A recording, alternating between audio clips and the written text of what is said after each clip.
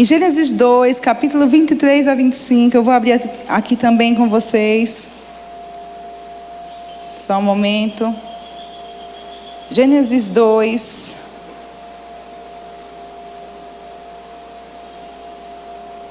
(23 a 25) diz assim: E disse o homem: Esta afinal é ossos dos meus ossos e carne da minha carne, chamar-se-á varoa, porquanto do varão foi tomada.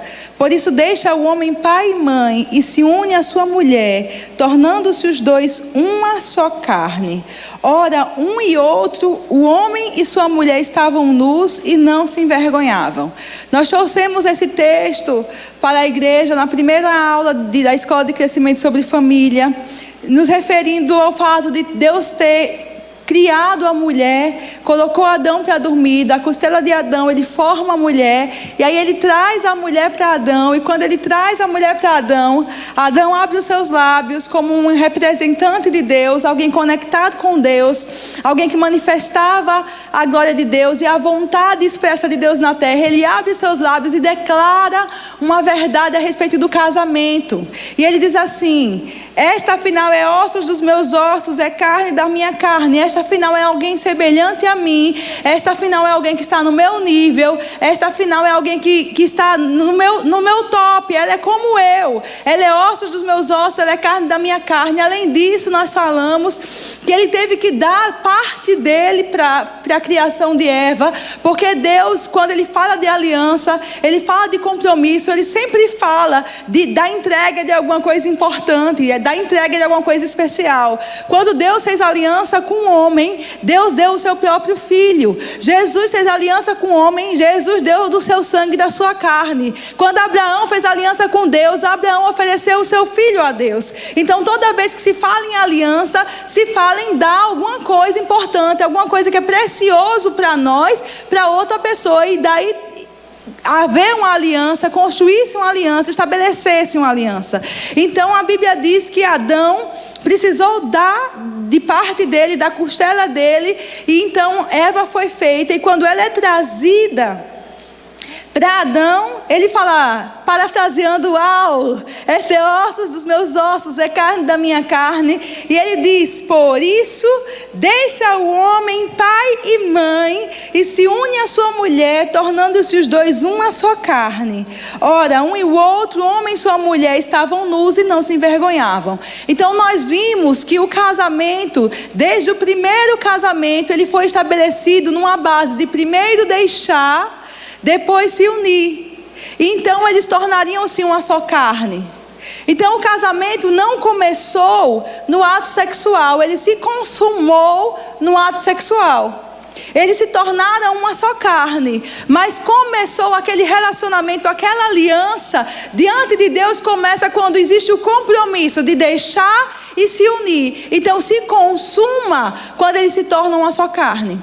E sabe uma coisa interessante? Se a gente for olhar hoje para o nosso direito, o Código Civil, a pessoa é considerada casada desde o momento que diante do juiz ela diz sim, mesmo que ainda não tenha consumado. Mas para o casamento valer, tem que consumar depois. Mas ela não é casada na consumação do casamento, ela é casada na consumação da aliança. O sexo não é o que provoca o casamento, ele é consequência, ele vem depois e consuma o casamento. É certo que sem o ato sexual o casamento é nulo, a pessoa pode anular, porque faltou uma partícula do casamento que é essencial ao casamento. O relacionamento sexual é parte essencial do casamento. Então quando falta isso, até na nossa sociedade, é possível que um dos cônjuges peça a anulação do casamento. Ele vai dizer: aquela aliança realmente que eu estabeleci não se consumou, porque não se consumou com ato sexual. Mas o casamento não vem o sexo para vir o casamento, vem o casamento para vir a relação sexual. Então a relação sexual em si não gera casamento. Casamento é uma aliança, um compromisso que é feito entre um homem e uma mulher. Aí você pode dizer: mas Vanessa, isso foi Adão. Será que hoje ainda é assim? Então vá por favor comigo para Marcos capítulo 10, verso 7 e verso 9.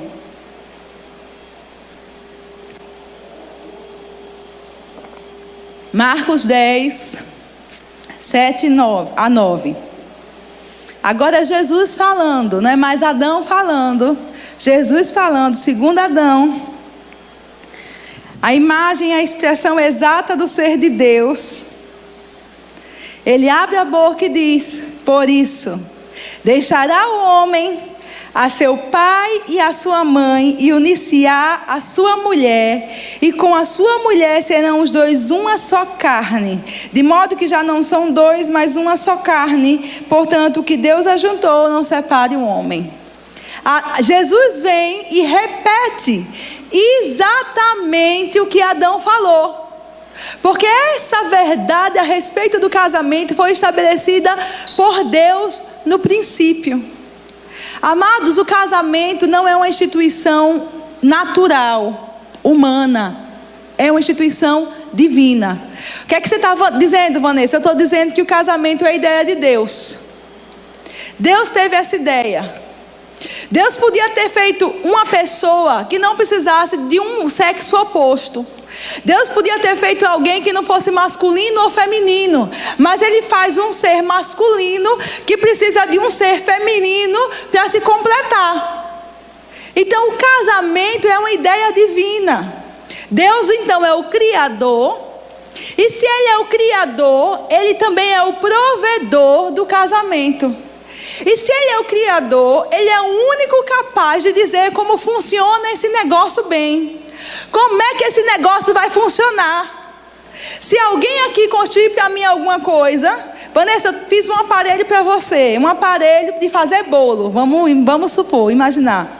E você vai me dizer: eu fiz um aparelho, você não vai precisar fazer nada, você só vai jogar os ingredientes dentro e seu bolo sai, o bolo que você mais gosta sai pronto, na hora de lá. Eu vou perguntar a você como é que funciona. Eu vou dizer: como é que funciona? Qual é a voltagem? Como é que eu ligo? O que é que eu tenho que fazer? Eu tenho que ajustar a temperatura? É no fogão ou é eletricidade? Porque você é o criador do aparelho, você vai saber me ensinar como tirar melhor proveito daquele aparelho. Assim também, amados, são as relações familiares. Foi Deus que criou a família. Foi da ideia de Deus que veio esse negócio de marido e mulher, filho, pai e mãe. Essa história de família nasceu no coração de Deus, nasceu na cabecinha de Deus, é ideia de Deus, foi Ele que criou, e a gente precisa conhecer os princípios dele para poder usufruir bem dessa instituição, usufruir bem deste lugar que se chama família. Como é que eu ajo? Como é que eu disciplino meus filhos? Como é que eu lido com meu esposo? Quais são as responsabilidades de um homem no casamento? Vai ser a palavra que Genival vai ministrar semana que vem. Quais são as responsabilidades da mulher no casamento? Eu vou ministrar na outra semana. E pais e filhos, como é que se comportam? O que é que a Bíblia diz a respeito? O Deus que é o Criador da família, o que é que Ele nos ensina a respeito dessa instituição, para que eu possa usufruir dela? Você acredita que tudo que Deus faz é bom? Tudo que Deus faz é bom, porque Deus é bom. Às vezes não dá certo porque alguém não fez a sua parte no projeto que Deus tinha. E eu não falo isso para trazer culpa sobre você, porque em qualquer que seja a sua situação hoje, Deus, Ele é especialista em novos começos, em novas histórias, em endireitar veredas, em endireitar caminhos. Mas eu digo isso para você saber que o que Deus projetou é bom, e é para você viver. E ainda que até hoje não foi assim, é isso que o Pai tem para você, é isso que o Pai tem para mim. E a palavra vai trazer orientações para a gente desfrutar disso. Eu queria que você pensasse comigo um pouquinho em uma coisa antes da gente avançar. Pensasse em Adão e Eva no Éden. Eles tinham um jardim para morar. Imagina que jardim, porque foi Deus que plantou o jardim. Imagina que beleza, irmãos. Eles tinham um ao outro, eles não tinham sogra, sogro. Eles não tinham dificuldade financeira, economia, o dólar não subia, o dólar não baixava. Eles não tinham desemprego, eles não tinham nada contrário a eles. Eles não tinham nada, eles não tinham a terceira pessoa, o terceiro. Não tinha a tentação de outro, eles não tinham nada contra, era só os dois. Na maior, com tudo provido, com tudo satisfeito. Mas eles falharam. Por que falharam? Porque faltava condições favoráveis? Não. Eles falharam porque eles desprezaram a palavra de Deus para a vida deles. Eles falharam. Então não foi por conta de circunstâncias que eles falharam. Todas as circunstâncias eram favoráveis, mas eles desprezaram a palavra e eles falharam. E se eles aplicassem a palavra, eles teriam sucesso, irmãos. Então o que resta para nós hoje não é ficar de cabisbaixo, não é ficar desanimado pela nossa situação atual. Oh, Vanessa, minha família está assim, minha família está assado. Não vivo algo que é bom, não vivo algo que é agradável, eu não vivo algo que é perfeito. Não importa, amados, eu não vou dar ouvidos. Você não deve dar ouvidos ou focar no que o diabo tem feito. Você tem que olhar para Deus e se aplicar a cumprir a palavra dele na sua vida, cumprir as instruções, cumprir as direções. Quando chegar uma instrução para você a respeito da sua vida familiar, aplique. Porque Deus e a palavra são um só. Ele mesmo vela pela palavra para cumprir. Foi a palavra que tirou a terra de um caos e trouxe beleza à terra. Era um caos a terra, a Bíblia diz. Não tinha forma, não tinha formosura, era um vazio. Mas a palavra foi falada, o Espírito pegou a palavra e trouxe vida, trouxe ordem, trouxe luz. E se a palavra fez isso pela terra, se a palavra fez isso por plantas, irmãos, se a palavra fez isso por água, porque Deus falou às águas, Deus falou à terra, Deus falou ao céu, Deus falou à luz, à lua, ao sol. Ele chamou essas coisas à existência. Se a palavra fez isso por coisas materiais que vão passar, porque a Bíblia diz que esses céus e essas terras vão passar, o que é que a palavra não pode fazer por você, que é filho e filha do Deus Altíssimo? A palavra fará por você também. Deus e a sua palavra são um, e Ele trabalhará por você. Mas nós somos cooperadores de Deus. A gente coopera com Ele, ouvindo as instruções e obedecendo a palavra dEle. Então a Bíblia fala em Marcos de novo, Jesus fala, mas não fica só em Marcos, pela terceira vez, em Efésios capítulo 5, verso 31 a 32. Abre aí, por favor. Efésios 5, 31 a 32. Diz assim: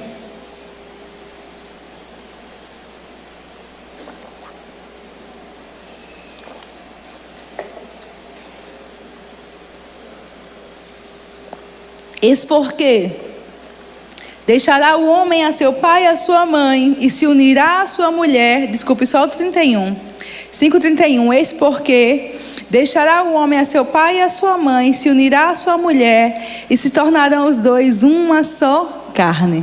Diga 3 vezes. Por 3 vezes na Bíblia, Deus apresenta o princípio do casamento. Os princípios de Deus: deixar, se unir e se tornar uma só carne. Por 3 vezes é repetida essa mensagem. Uma em Adão, uma em Jesus e uma em Paulo, que escreveu praticamente metade do Novo Testamento. Por 3 vezes Deus repete a mesma mensagem. E eu queria que vocês abrissem, nós vamos voltar depois para esse texto de Gênesis, Efésios ou Marcos, que é repetido. Mas antes de voltarmos, eu queria que você abrisse em Hebreus capítulo 13, verso 4.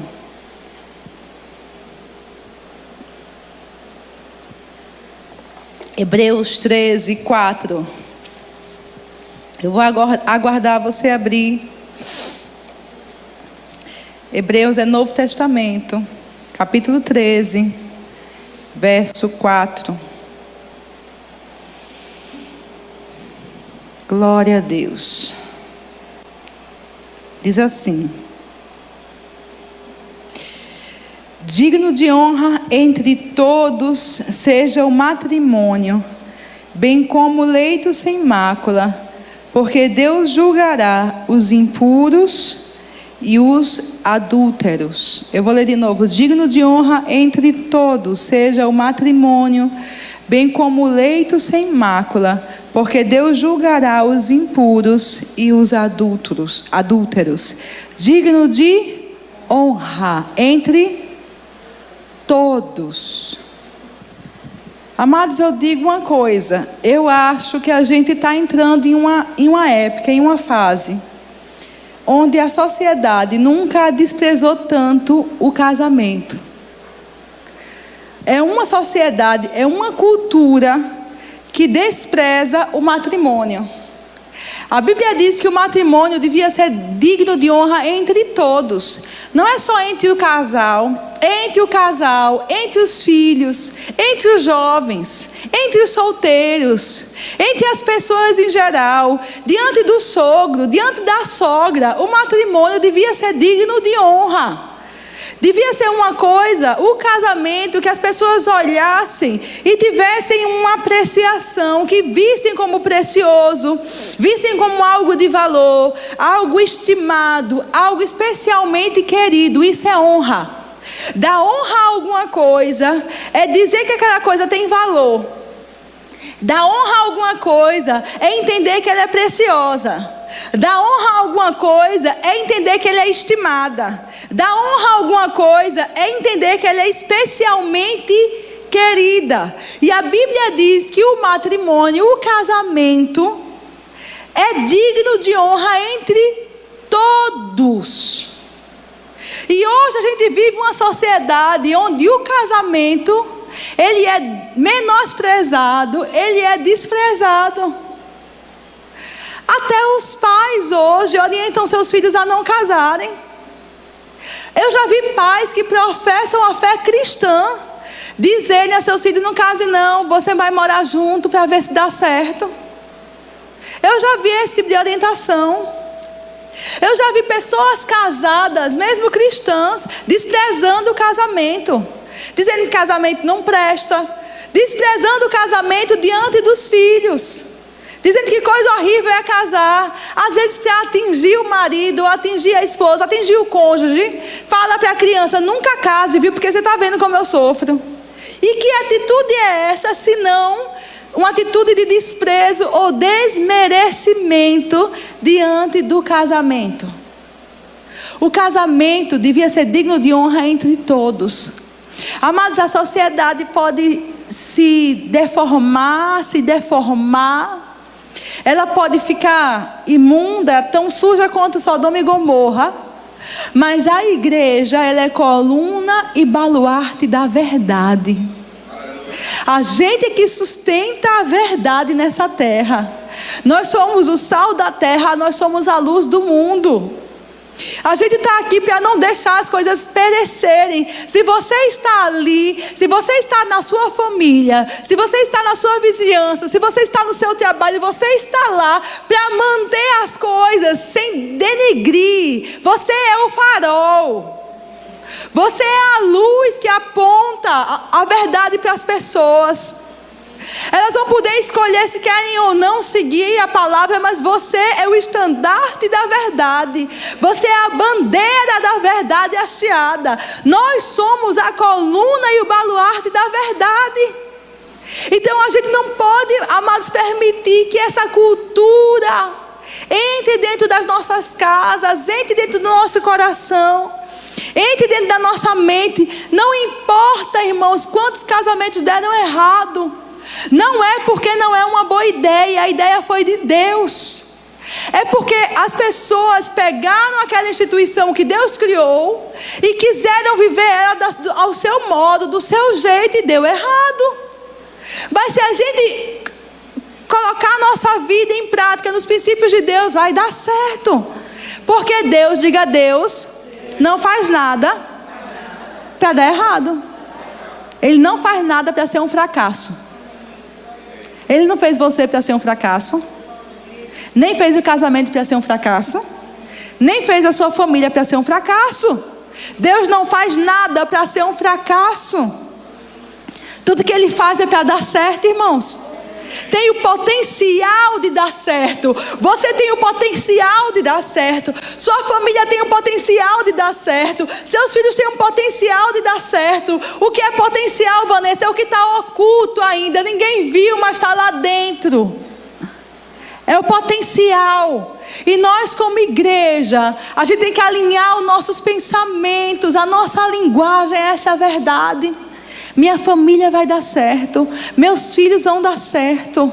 Eles vão dar certo. Meu casamento vai dar certo. O que está fora do lugar, o Senhor vai colocar no lugar. A minha vida financeira vai dar certo. Porque o Senhor me criou para dar certo. Eu só preciso alinhar minha vida à palavra de Deus. Amém. Aleluia. Amém. A Bíblia diz: digno de honra entre todos seja o matrimônio. Então aí fica a dica para os pais. Mostre para o seu filho que casamento é uma coisa honrada, honrosa. Mesmo que você esteja passando por problema no seu casamento, é problema seu. O casamento é uma ideia de Deus. E se Ele tomar algumas decisões acertadas, pode ser mais fácil para Ele do que foi para a gente, ou do que tem sido para você. Porque casamento é a ideia de Deus. E quanto a mim, Vanessa, confie no Senhor e se renda à palavra, porque Deus é um Deus especialista em novos começos. Ele é um Deus especialista em vencer batalhas que parecem acabadas. É Deus que ressuscita coisas mortas. Confie em Deus. Mas tenha no seu coração e na sua mente essa história, esse negócio de casamento é uma coisa honrada. Interessante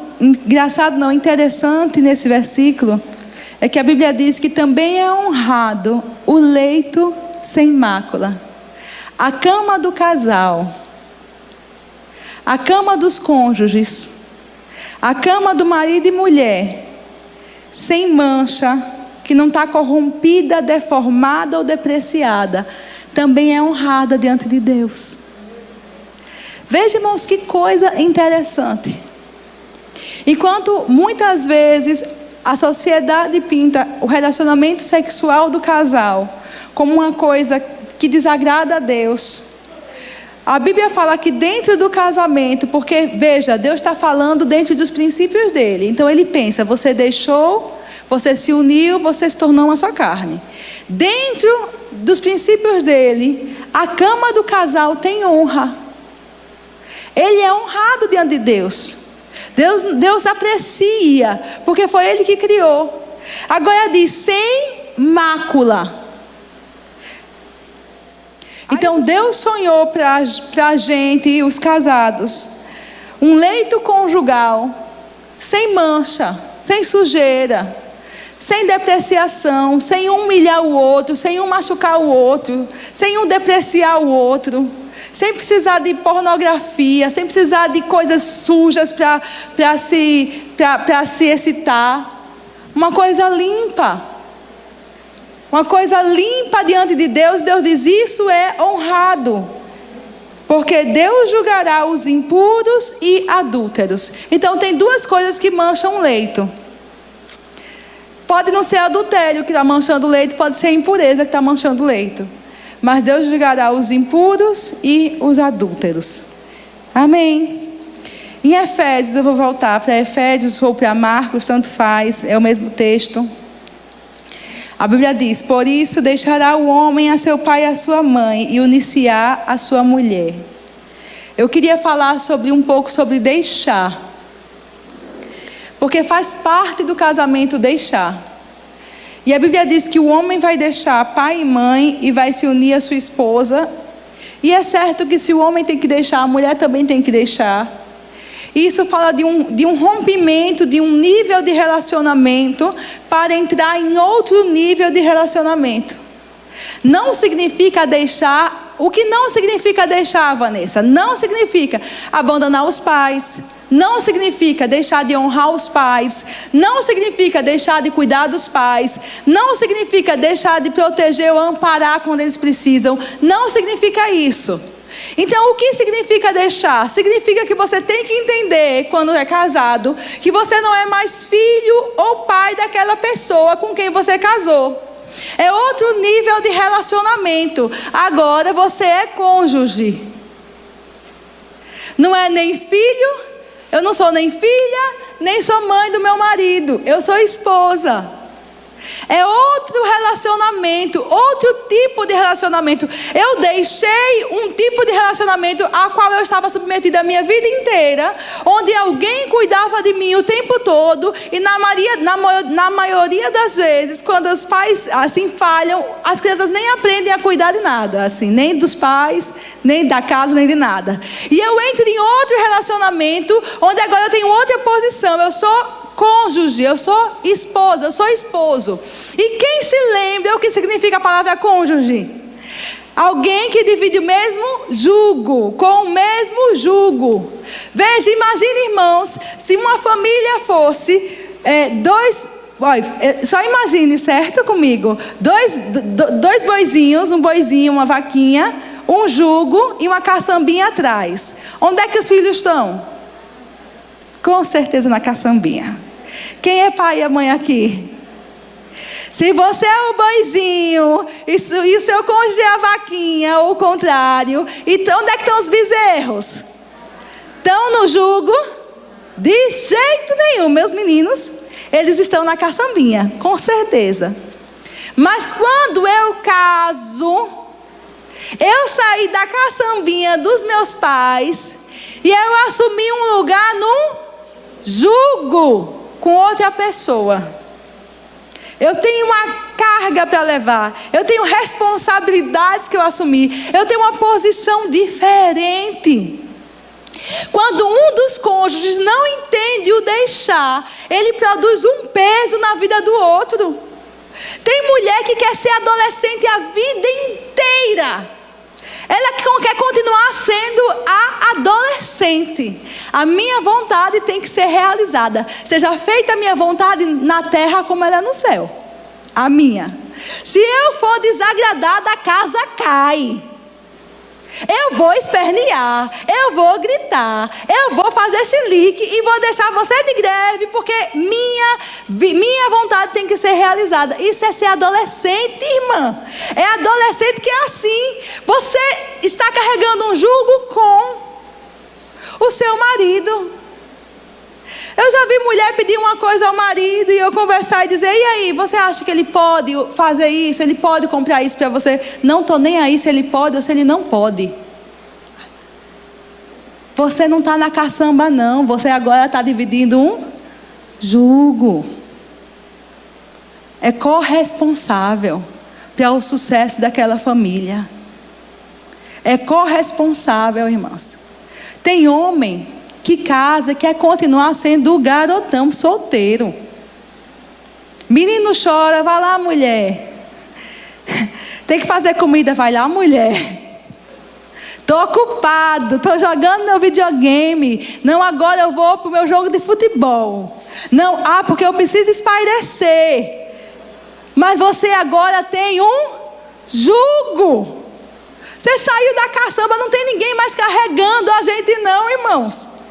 Agora a gente que carrega uma família, os dois juntos, mudou de posição.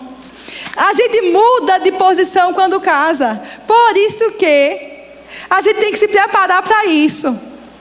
E ter consciência onde está entrando. Por isso que Paulo disse que quando a gente casa, vai sofrer algumas formas de pressão, algumas formas de angústias que não existem na vida de solteiro. Porque agora você tem um jugo para dividir com outra pessoa e puxar juntos os dois. Então deixar pai e mãe não é abandonar, pelo contrário, a Bíblia diz que os filhos devem amparar os pais. Não é deixar de honrar, mas é deixar essa posição de filhinho e assumir uma posição de cônjuge. E é importante que os pais vejam que o filho agora, seu filho não é mais seu filhinho, ele é cônjuge de alguém. Ele tem responsabilidades para a gente ajudar eles a serem felizes, ajudar eles a avançarem, ajudar eles a assumirem o papel deles e se realizarem no casamento. A gente precisa entender: você não está mais na minha caçamba, você desceu da minha caçamba, você assumiu agora uma posição de adulto, você se responsabilizou por uma família. Meu filho, carregue o jugo que você assumiu com sua esposa, faça alguma coisa, assuma a sua parte, porque você nesse relacionamento não é filho, você é marido. Você nesse relacionamento não é filha, você é esposa.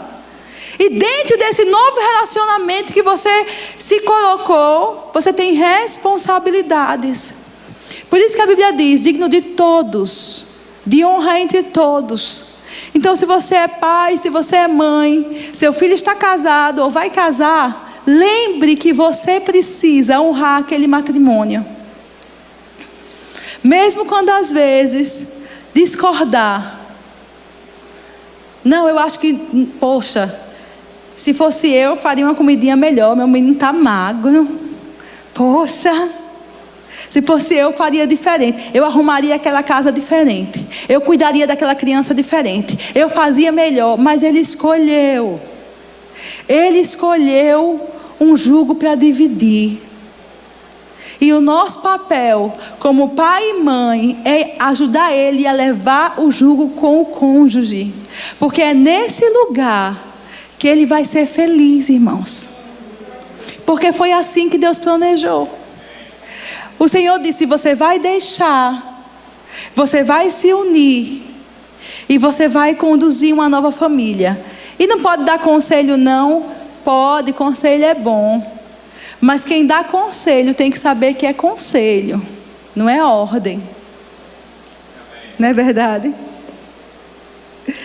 Quando eu saio da caçambinha dos meus pais, eu assumo a minha vida, e eu estou conduzindo a minha vida agora com meu marido, eu preciso dos conselhos dos meus pais e devo procurá-los para aconselhar.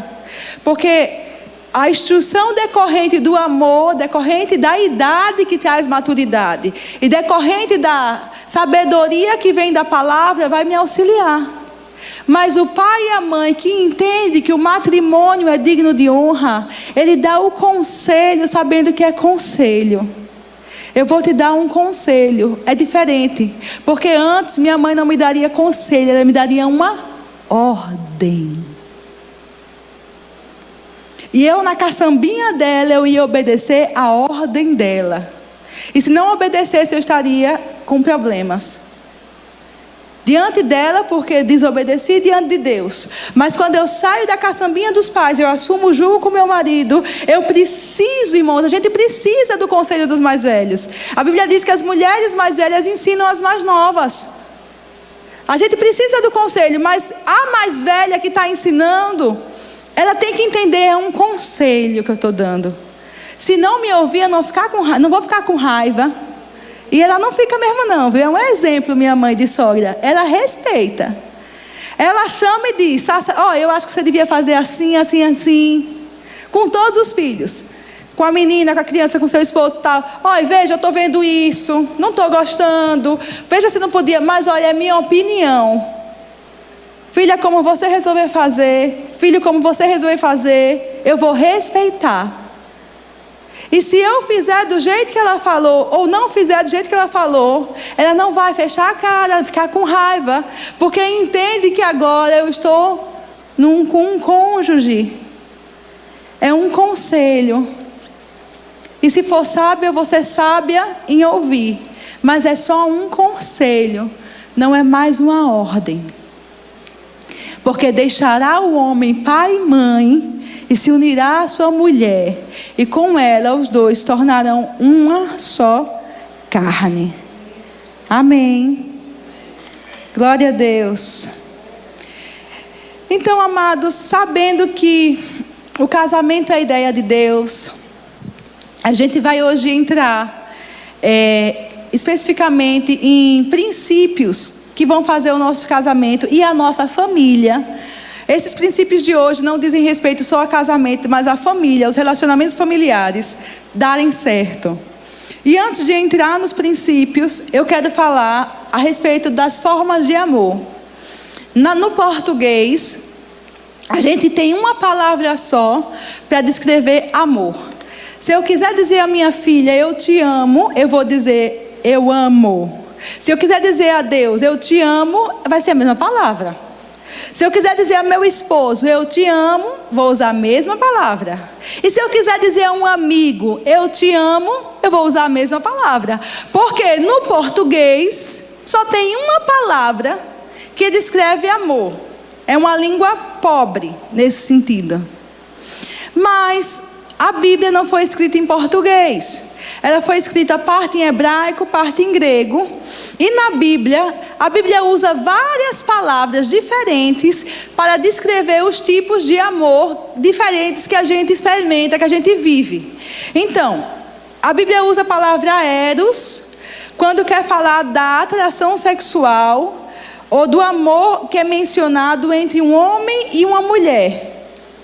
E a gente viu que casamento tem eros, tem atração sexual, porque ele tem que se consumar num ato sexual, mas casamento não começa pelo ato sexual. Então o eros não é a base do casamento. O eros não consegue segurar o casamento.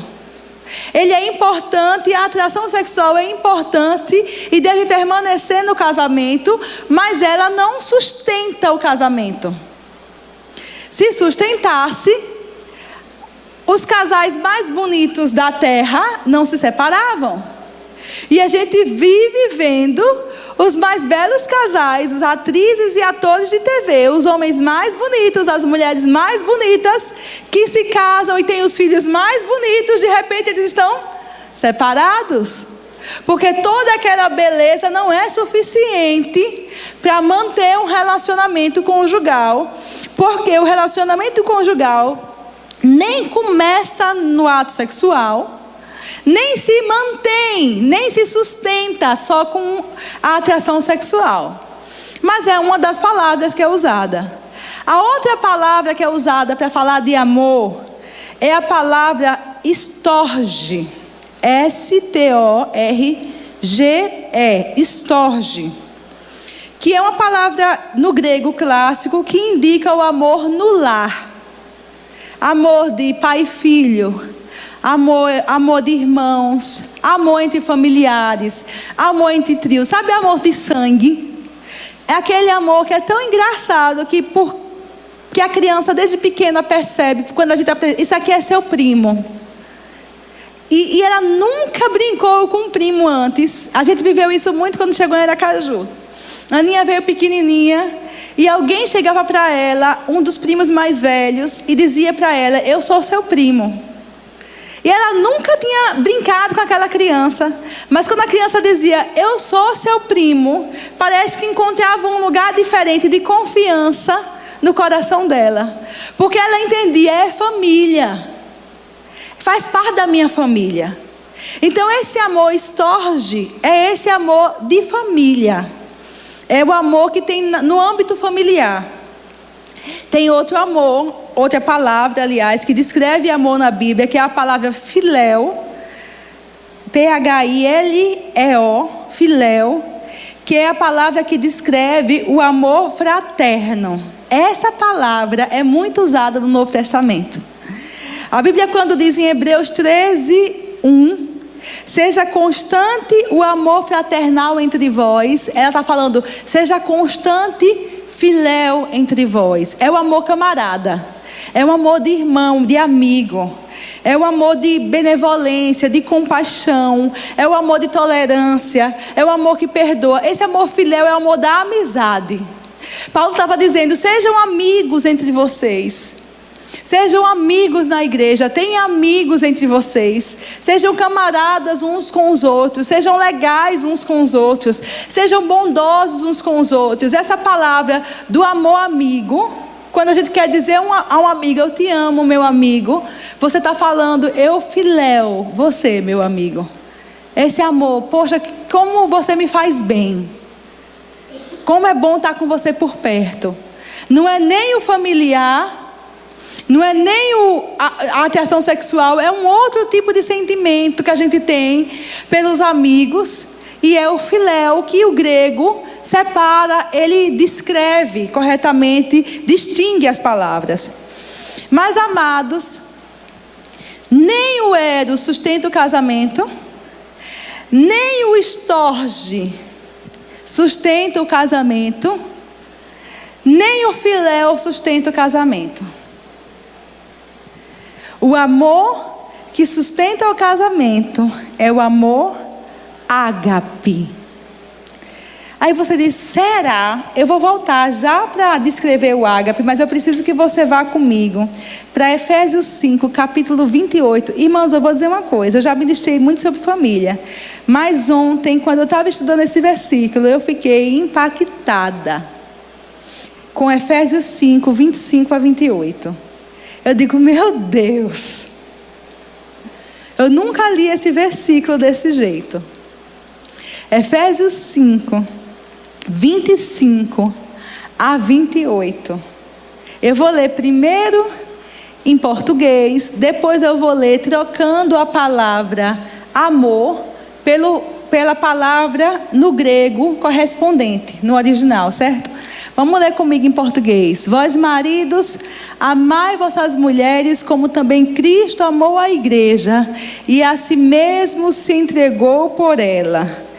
Verso 28. Assim também os maridos. Eu vou ler todo. Deixa eu abrir aqui rapidinho.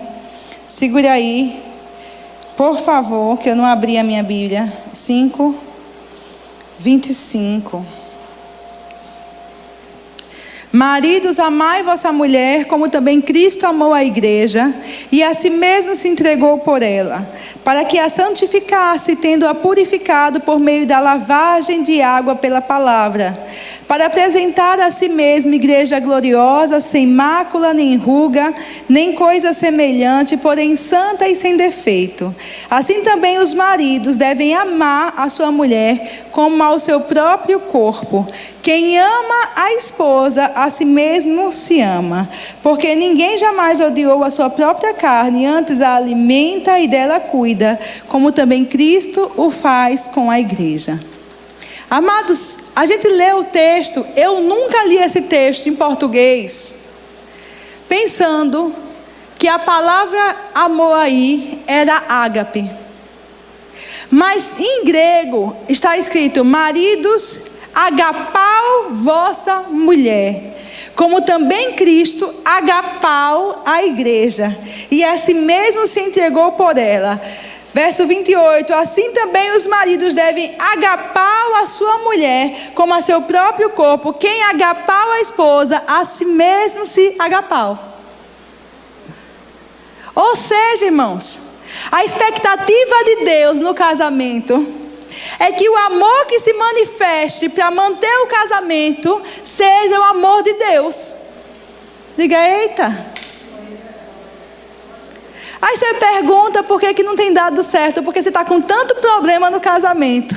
Muito provavelmente você está buscando soluções nos outros amores.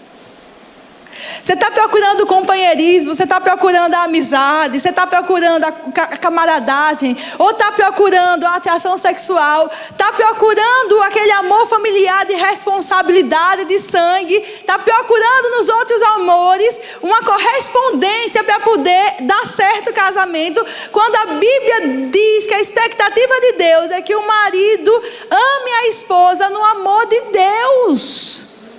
Use o ágape para amar. Deus não diz, olha gente, no casamento usem o estorge, porque é uma relação de aliança de sangue. Ou no casamento usem a amizade, vocês têm que usar a amizade e serem amigos entre vocês. Ou no casamento usem bastante a atração sexual para dar certo. Irmão, tudo isso é importante no casamento. Tudo isso é importante. A questão é que quem sustenta o casamento é o amor do tipo de Deus. É esse tipo de amor. E Deus sabia tanto disso, que quando inspirou Paulo para escrever Efésios, ele disse: maridos, agapau as suas esposas, amem as suas esposas com o amor de Deus. Amem as suas esposas com o amor de Deus. Isso é verdade também para as esposas amadas. O amor que vai manter o nosso casamento é o amor de Deus. E hoje nós vamos estudar características desse amor. E vamos correr, senão não vai dar tempo. Ágape é o amor do tipo de Deus. A característica do ágape é que ele não é um sentimento. O ágape não é um amor de sensações físicas. O ágape é um amor de decisão. Essa é uma característica do ágape. O ágape de Deus. E Deus disse: olha, esse tipo de amor que vai manter o seu casamento. Amados, Deus, Ele é o Criador e Deus também é o provedor do casamento. Engraçado que a gente acha que o casamento pode dar certo sem Ele. Até a gente crente. A gente muitas vezes crente quer usar de coisas naturais para corrigir problemas no casamento. A gente está com a dificuldade com o marido, está com a dificuldade com a esposa, não está se entendendo, quer brigar. Quer falar mais alto, quer chamar um mediador, falar com alguém, para ver se alguém fala com ele, para ver se resolve. E a gente não se lembra que Deus é o Criador, e se Ele é o Criador, Ele é o provedor, e tem nele a resposta para o problema, e a resposta é o ágape de Deus. A gente esquece de aplicar a Bíblia, a gente esquece dos princípios bíblicos no casamento. A gente esquece de ser mansa. Às vezes, amados, no casamento a gente mostra a nossa pior feição, nosso pior lado. Talvez você nunca falaria com ninguém daquele jeito, mas com o marido fala. Talvez nunca agiria com ninguém daquele jeito, mas com a esposa age. Talvez fosse considerar, se fosse caridoso. Talvez você seja uma pessoa paciente com outras pessoas. Talvez se outra pessoa chegar em coisas carregando, você vai correr e ajudar. Mas se for sua esposa que está cheia de sacola, não vai perceber, vai deixar passar. Mas é no casamento, na nossa relação mais íntima, onde a gente precisa aprender a manifestar o amor de Deus. Diz assim: ora, a esperança não confunde, porque o amor ágape de Deus é derramado em nosso coração pelo Espírito Santo que nos foi outorgado ou nos foi dado. Diga comigo: o amor ágape é derramado no meu coração pelo Espírito Santo que me foi dado. Você tem o Espírito Santo? Tem mesmo? Então você tem o ágape no seu coração. Irmão, não sou casada, mas o ágape é essencial para as relações familiares. Você vai precisar usar o amor de Deus nas suas relações familiares. Você vai ver. Quando a gente estudar as características do amor de Deus, você vai ver que é dele que você precisa para vencer nas suas relações familiares. A Bíblia diz que esse amor já está disponível, já foi derramado no seu coração. Diga assim: eu não tenho falta do amor ágape. Está disponível, está derramado no meu coração. Diga: só tenho que usar. Aleluias. Vá para Coríntios, 1 Coríntios capítulo 13, verso 4. 1 Coríntios 13, verso... Não, eu vou ler do 12. Do 12 no finalzinho. Vá para o 12, 16. Por favor. Por favor. Espera aí. 1 Coríntios capítulo 12, verso 31, né? Isso mesmo. Você está com sua Bíblia? Só folheie, por favor. E vá para o capítulo... No comecinho do capítulo 12, dê uma olhadinha aí sobre o que Paulo estava falando. A respeito de quê? Dos dons espirituais. Paulo fala no capítulo 12 sobre dons espirituais. Que é isso, Vanessa? Os dons, as manifestações do Espírito de poder.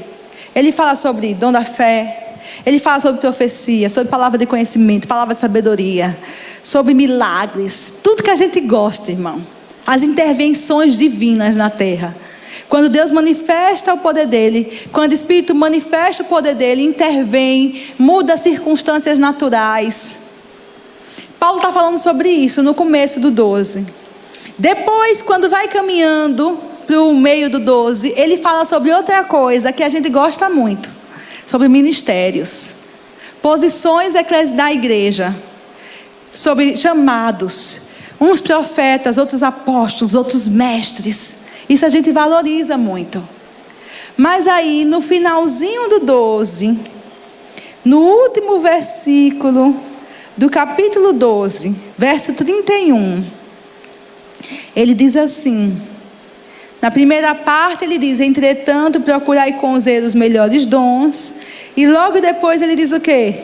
E eu passo a mostrar-vos ainda um caminho sobremodo excelente. Você pode ler na sua Bíblia? Diga, e eu passo a mostrar-vos ainda um caminho sobremodo excelente. Veja que coisa interessante. Ele vem falando sobre tudo que a gente acha o máximo. Ele vem falando sobre as manifestações de Deus na terra. Ele vem falando sobre o poder de Deus manifesto. Ele vem falando sobre as coisas que normalmente a gente acha que vai trazer solução para os nossos problemas. Eu sou como vocês, irmãos.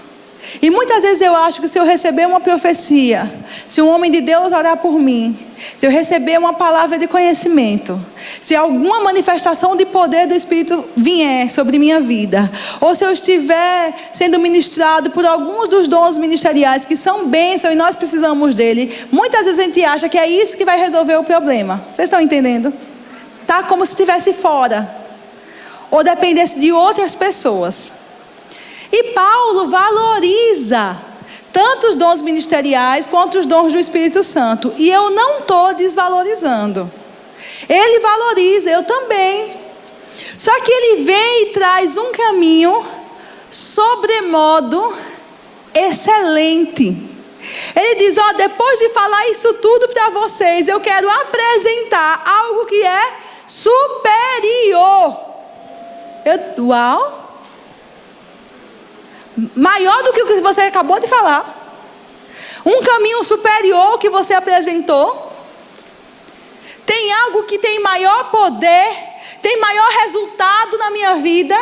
E ele começa, irmãos, a falar, ainda que eu fale a língua dos homens e dos anjos, se eu não tiver o amor ágape, serei como bronze que soa, ou como símbolo que retine. Um dos dons do Espírito é o falar em outras línguas.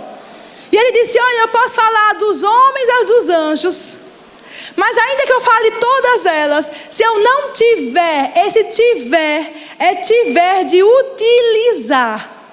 O sentido dessa palavra tiver, no original, é echo, que fala de utilizar.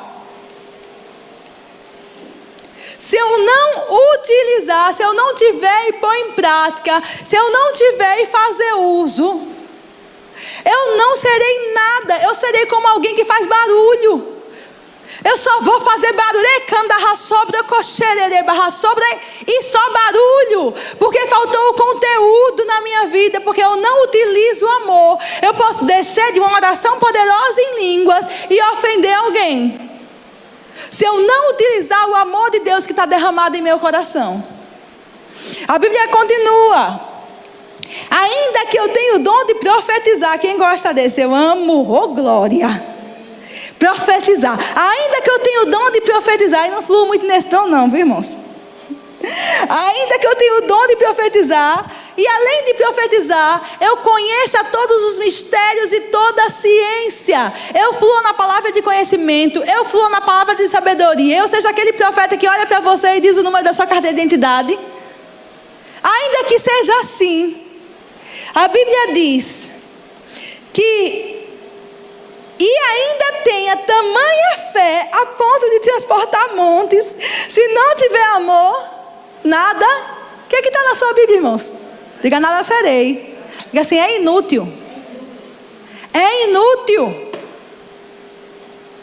A solução, irmãos, para a sua vida familiar, para o seu casamento, é você andar no amor que foi derramado no seu coração.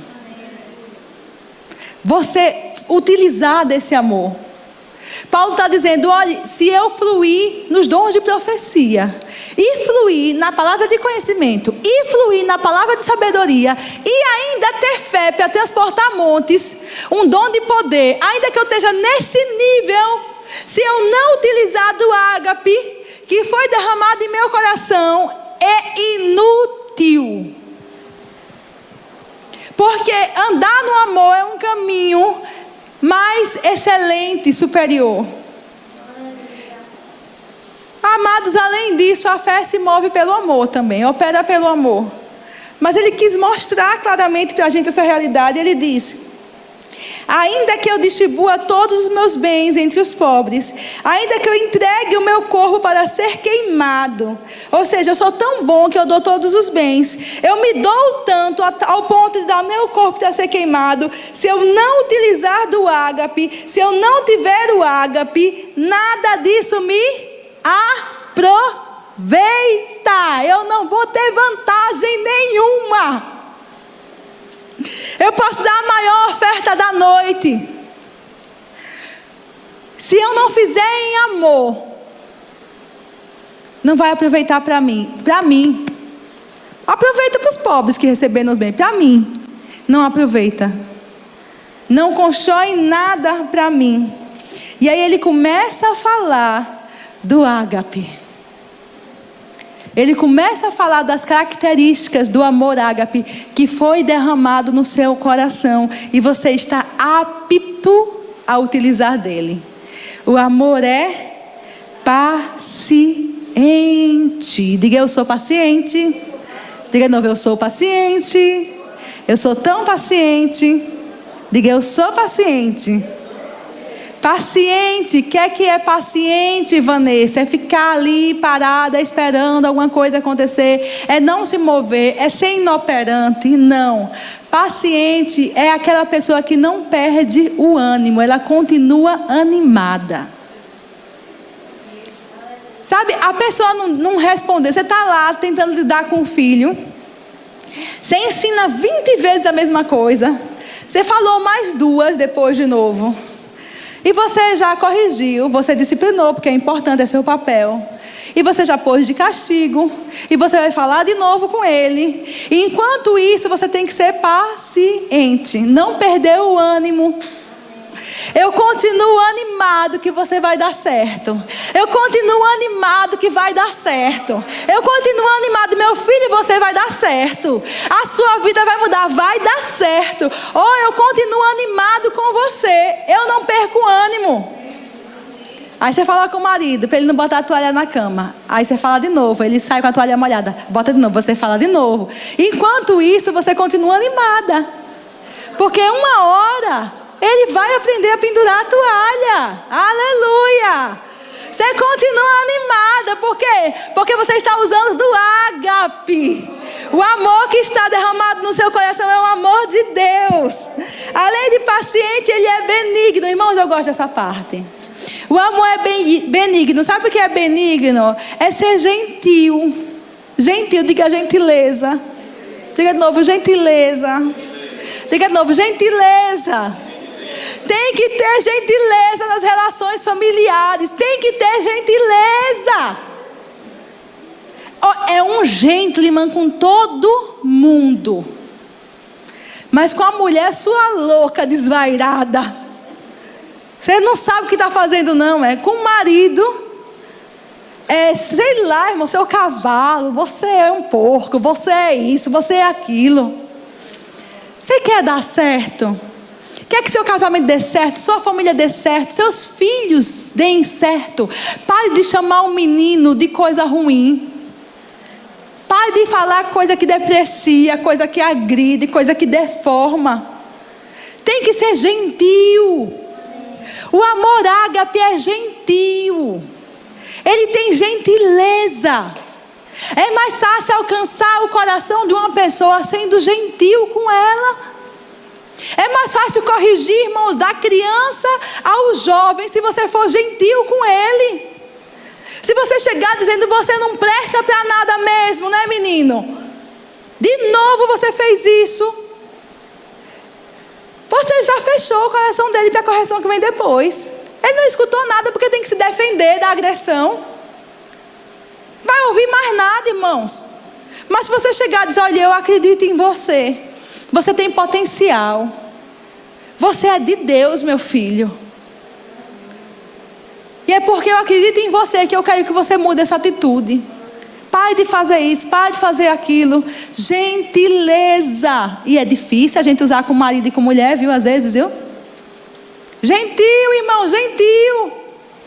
Bota o prato do homem lá, arrume do jeito que ele gosta. Faça a comida que ele gosta. Você tem que ser gentil.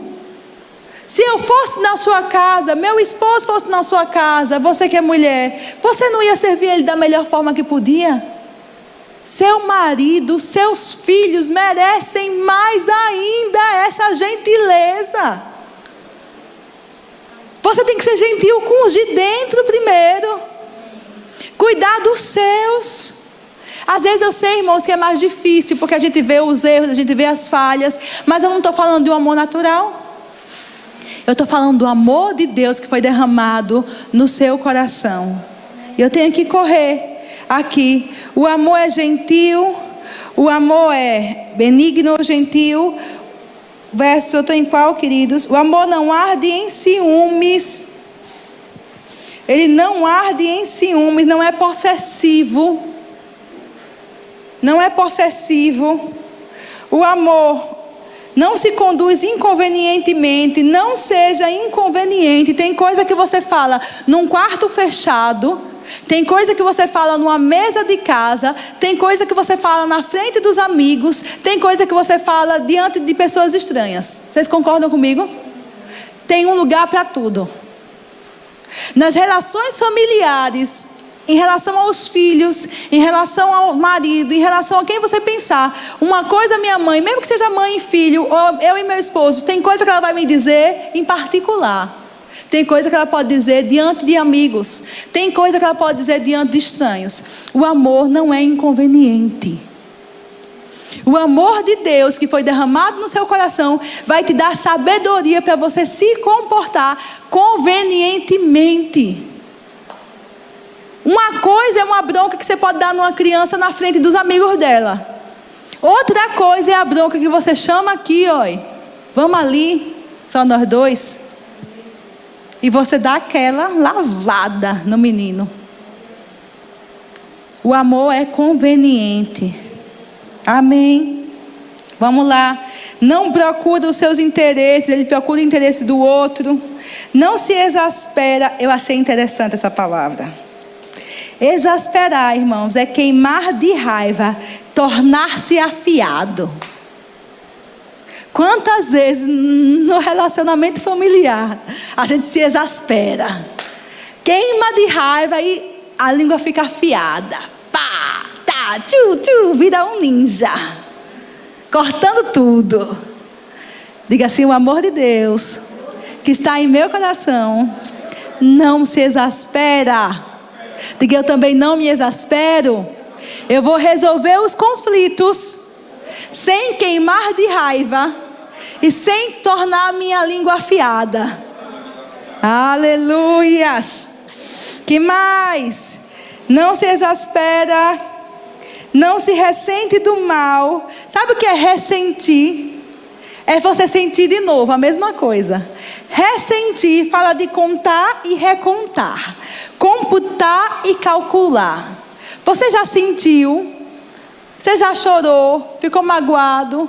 perdoe e pare de se ressentir. Sentir de novo o mesmo dano, contar de novo aquele dano, recalcular, recontar e nunca deixar aquilo passar.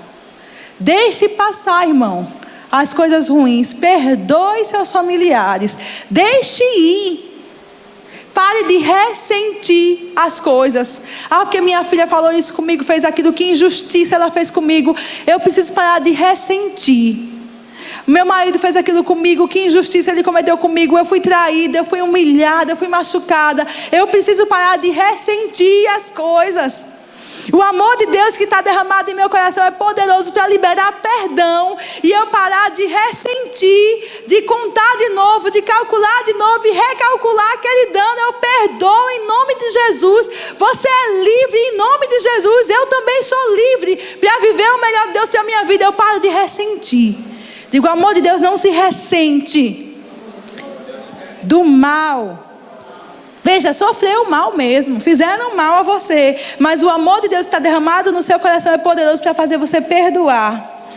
Aleluias, onde é que eu estou? Não se ressente do mal, não se alegra com a injustiça, mas regozija-se com a verdade. Tudo sofre, tudo crê, tudo espera, tudo suporta. O amor jamais acaba.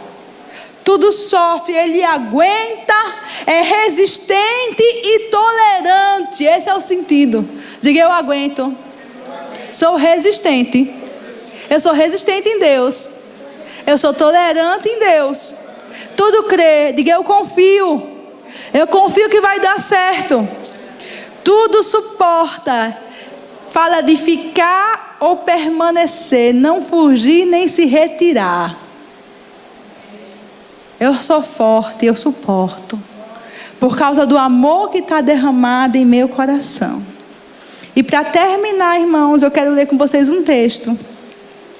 Em Marcos capítulo 5, verso 43 a 47. Já estou encerrando. Diz assim, Marcos 5, 43 a 47. Ouviste que foi dito: amarás, ou agapau, essa palavra, amarás com ágape a teu próximo e odiarás o teu inimigo. Jesus falando, tá? Jesus falando de um padrão da antiga aliança e trazendo um novo padrão para a nova aliança. Ele disse, vocês ouviram que foi dito, ame com amor ágape o teu próximo e odeie o teu inimigo. Eu, porém, vos digo, ame com o ágape os seus inimigos e ore pelos que vos perseguem, para que vos torneis filhos do vosso Pai Celeste, porque Ele faz nascer o sol sobre maus e bons, e vir chuva sobre justos e injustos.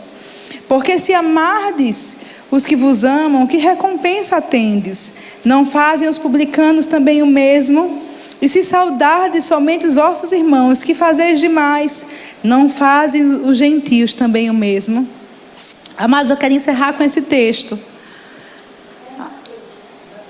É Mateus. Eu falei Marcos, foi? Me perdoe. Abre aí Mateus, por favor. Mateus 5, 43 a 47. Vou ler de novo. Ouviste que foi dito, amarás, e aí fala do ágape, a teu próximo. Mateus 5, 43 a 47. Amarás ao teu próximo e odiarás o teu inimigo. Eu, porém, vos digo, amai com ágape os vossos inimigos e orai pelos que vos perseguem, para que vos tornei filhos do vosso Pai Celeste, porque Ele faz nascer o sol sobre maus e bons e vir chuva sobre justos e injustos. Porque se amardes os que vos amam, que recompensa tendes? Não fazem os publicanos também o mesmo? E se saudardes somente os vossos irmãos, que fazeis demais? Não fazem os gentios também o mesmo? Amados, nós vamos estudar muitas coisas ainda sobre as possibilidades de divórcio, casamento e novo casamento. Tem questões no casamento, no âmbito conjugal, que liberam a gente de certas obrigações conjugais. Nós vamos estudar sobre as responsabilidades do marido, vamos estudar sobre as responsabilidades da esposa, mas no âmbito geral, não em casos específicos, mas no âmbito geral, Se nós aplicarmos o amor ágape nos relacionamentos familiares, a gente vai encontrar a resposta para os nossos problemas. Jesus disse, olhe, no Antigo Testamento, a realidade do homem era que ele só conseguiria amar os seus amigos, e ele era liberado para odiar os seus inimigos. Mas Jesus diz, eu trago vocês para um novo padrão, eu trago vocês para uma nova realidade, a realidade da nova aliança. Quando o Espírito Santo habita em você e o amor ágape é derramado no seu coração, nessa realidade eu convoco vocês a manifestarem o amor de Deus e amarem quem? Os inimigos, e orarem pelos que vos perseguem. Eu acredito que sua situação familiar não chega ao ponto do seu filho, sua filha, sua nora, sua sogra ou seu cônjuge você poder chamar de seu inimigo. Se chegar nesse nível que você diga, eu durmo com o inimigo, Vanessa, nesse nível ainda, o Espírito Santo convida você a entrar numa manifestação de amor, do amor ágape, sobre essas pessoas. Mas, irmão, sinceramente eu acredito que nós não temos ninguém aqui que vai me dizer que dorme com o inimigo. Eu durmo com o inimigo, é o meu inimigo. Meu filho é meu inimigo, minha enteada é minha inimiga. Eu tenho inimigos na minha relação familiar. Se for assim, ainda assim é palavra para você. Mas na maioria das vezes não chega nesse nível, irmãos. É só alguém que a gente está magoado, é alguém que a gente está triste. São problemas que vieram se acumulando, são situações que vieram se acumulando, são tristezas que vieram se acumulando. E o Espírito diz pela palavra, eu quero que você use o amor de Deus que foi derramado no seu coração para conviver, para se relacionar com essas pessoas. Use o ágape e ore por eles. A gente ora, irmãos. A gente ora pelo marido quando o marido chateia a gente, porque quer o bem. Mas marido, normalmente, a gente se queixa. A gente se queixa. Se for orar, vai orar nesse sentido. Deus está vendo meu marido? O que ele fez? Não, não é orar por você, é orar por ele. Essa oração eu faço. Está vendo, Senhor? O Senhor está vendo, né? É uma santa mulher de Deus, tão gentinho. Ele que sabe, irmãos. Tenho muitos defeitos. Muitos defeitos. A gente falha, a gente erra. Mas na hora que é machucada, a gente só ora por nós. Mas o Espírito está chamando você para orar por eles. Ore pelo seu filho, ore pelo seu marido, ore por sua nora, ore por sua sogra, ore por ele. Senhor, olha a situação, as necessidades dele, quais são, Senhor? O que é que ele está passando? Ore por ele. E Deus chama a gente a andar como Deus anda. Ele diz, olhe, porque eu, o seu pai, eu faço nascer o sol sobre justos e injustos. Eu sou bom. Porque eu sou bom, independente da pessoa estar sendo boa comigo ou não. Aqueles que viram as costas para Deus e aqueles que levantam as mãos para Deus, Deus faz nascer o sol do mesmo jeito.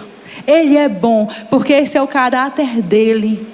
Assim também, amados, o Espírito nos chama nas nossas relações familiares a manifestar o amor de Deus e ser gentil, ser amoroso, ser prestativo, ser misericordioso, independente se a pessoa está acertando conosco em tudo ou não, se está me agradando em tudo ou não.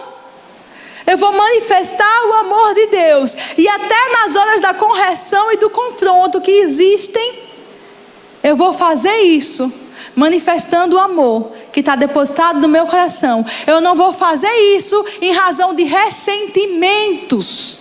Tem gente que só para conversar quando o ressentimento chegou no topo. Não, perdoe, esvazie seu coração de toda a mágoa e vá conversar. Porque você vai conversar manifestando o amor de Deus e não o ressentimento. Amém? Diga, eu posso. Diga, isso é para mim. O amor de Deus foi derramado em meu coração. Vamos ficar em pé, queridos?